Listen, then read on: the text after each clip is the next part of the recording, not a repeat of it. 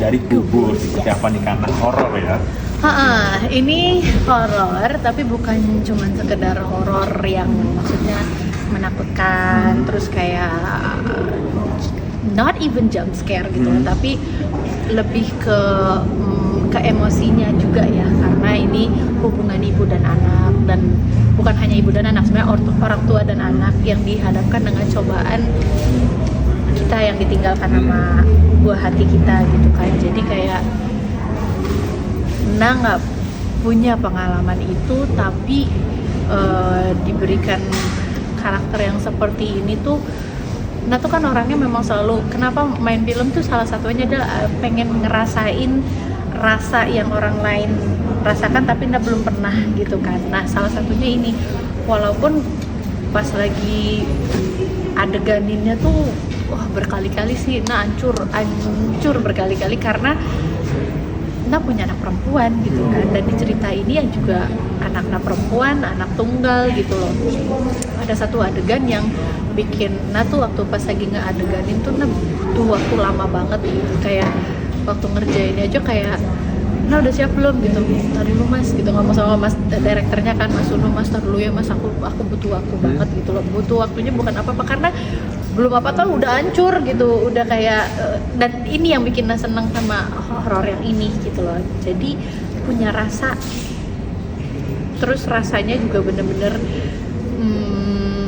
maksudnya kan orang tua yang ditinggalkan buah hatinya itu ada dan nggak sedikit, dan itu adalah sebuah horor atau horor, maksudnya sebuah apa ya, maksudnya kejadian yang tidak ada yang menginginkan kejadian itu gitu. Jadi makanya kayak waktu ini tuh pas baca tuh kayak aduh sempet ragu ngambil karena itu gitu loh, tapi pas pikir-pikir lagi this is not for me, tapi kan ini juga mungkin bisa mewakili perasaan dari orang tua di sana, di luar sana yang pernah merasakan kehilangan buah hatinya gitu, dan itu berat sekali sih.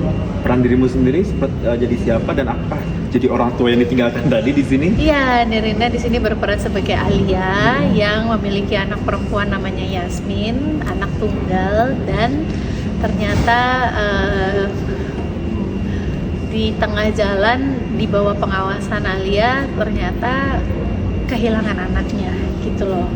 Dan di sini kan diceritakan juga gitu berikutnya gimana gitu kan, move on-nya gimana, terus juga bagaimana menghadapi itu, bahkan relationship bersama suami juga jadi gimana gitu kan, karena namanya kita kehilangan anak itu apalagi di bawah pengawasan Alia gitu kan. Jadi ya reaksi suami, terus bagaimana caranya kita tetap menjaga keutuhan keluarga itu struggle yang kita hadapin di film ini. Nah tadi kan bilang sebelum take butuh waktu agak lama ya. Itu agak lamanya berapa lama? Terus yang dipikirin dan yang dilakuin apa akhirnya sampai oke, take? Lama bahkan waktu pas lagi di skenarionya tuh aku sempat mohon tadinya kayak adegan yang ini jangan dong, beneran nih gitu, maksudnya I don't think I can do it gitu loh gitu. Terus akhirnya karena konsultasi dan ngobrol gitu, dan memang diingatkan bahwa this is justru the main of the story gitu kan. Ada sebuah kejadian yang membuat Alia tuh nggak punya pilihan tapi harus melakukan ini gitu loh. Aku tuh lupa deh di trailernya tuh, Bun, ada trailernya nggak sih Bun? Coba minta anak-anak deh. Aku tuh bingung, maksudnya di aku nggak tahu, takutnya spoiler, tapi intinya adalah Alia tuh mandiin mayit anaknya gitu loh. Itu yang berat berarti ya? Wah, aku punya anak perempuan dan ada kan? Aman berarti aku ngomong itu ya? Oke, thank you. Oke. Iya, jadi ada sebuah kejadian di mana pokoknya malam itu tidak bisa ada orang lain yang memandikan mayit anaknya kecuali Alia, which is ibunya anak itu gitu. Jadi hancur lah hatinya gitu loh, maksudnya dia juga bukan ngebayangin tapi lebih kepada ya I have a daughter gitu, nah punya anak perempuan.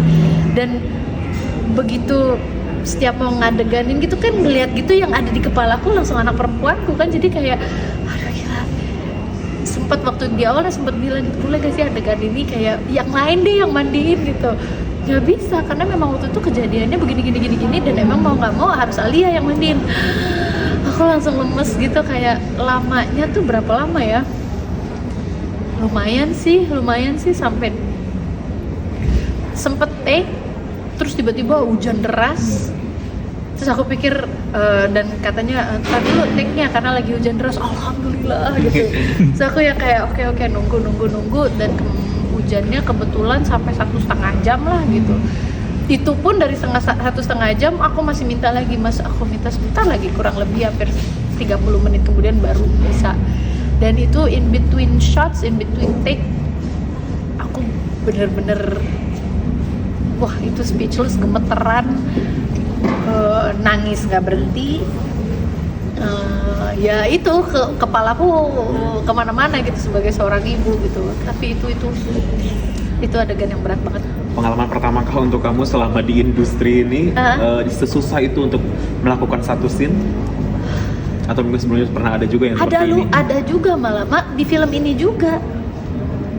ini juga sampai jadi melihat anaknya itu ada dia tenggelam di danau. Itu saking proses akhirnya ngobrol gitu kan, tadinya kalau misalnya di filmnya aja tuh Alianya di jembatan dan hanya teriak dan lemes gitu kan. Terus konsultasi lagi sama Mas Uno gitu, Mas boleh nggak dalam adegan ini aku masuk gitu loh ke danaunya gitu loh. Terus kata Mas Uno, oh kamu mau gitu. Mas, kalau gue amit-amit tapi kalau itu anak gue pasti mau gimana caranya gue yang tenggelam deh gitu loh. Oke, akhirnya seberapa menit dan kemudian kru-kru nyiapin, akhirnya udah aku nyemplung di situ spontanitas untuk adegan itu gitu. Dan senengnya didengerin dan itu terjadi gitu kan. Tapi ya itu juga berat juga karena lagi-lagi di depan mata ngelihat kayak gitu tuh kayak wah itu. Jadi adegan itu bener-bener pun Nirina sebagai Alia nangis di situ itu udah campur itu. Alia dan Nirina udah bersama-sama sebagai seorang ibu mengalami itu dan hancur banget gitu. So that's why maksudnya kayak horor ini tuh how do you say it? It's a horror but also ada depth meaning between relationship orang tua dengan anaknya sih gitu. Kalau kita kehilangan tuh kita siap nggak sih ditinggalin gitu. Dan kalaupun akhirnya dia kembali lagi, kita juga siap nggak sih gitu loh. Udah itu sih udah sebenarnya udah kata-kata yang benar-benar menggambarkan dari film ini sih. Sesuai dengan tagline itu berarti ya di belakang. Yes. Karena itu pertanyaan yang konkret gitu. Karena kan kadang-kadang kalau maksudnya kita kehilangan anak itu butuh berapa lama untuk kita mengikhlaskan itu. I have no idea, setiap orang pasti berbeda-beda, bahkan ada yang belum bisa move on atau segala macam. Tapi kan kembali lagi ini adalah sebuah film, terus udah gitu dalam ketidakrelaannya dia berpisah sama anaknya itu, kalau dia kembali lagi kita juga siap nggak? Itu kayak wah, itu sebuah pertanyaan juga yang ya kembali lagi, this is why it's horror gitu. Tapi kan pertanyaan yang konkret, ya siap gak kita kalau tiba-tiba ya udah dia kembali lagi. Tapi nah itu.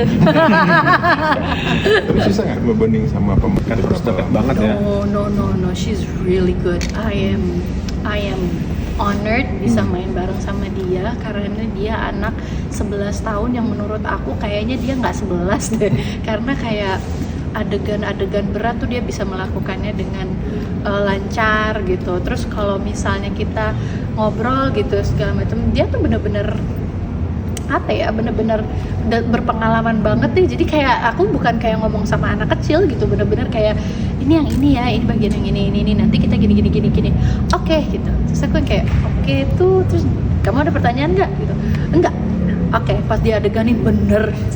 Terus kayak pokoknya direkturnya Mas Uno tuh ngasih tahu, Visa nanti kamu gini ya. Terus aku ngedengerin gitu.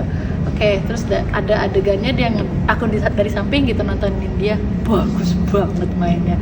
Bahkan sampai ada adegan dia kejang-kejang atau bahkan diseling dan begadang sampai pagi.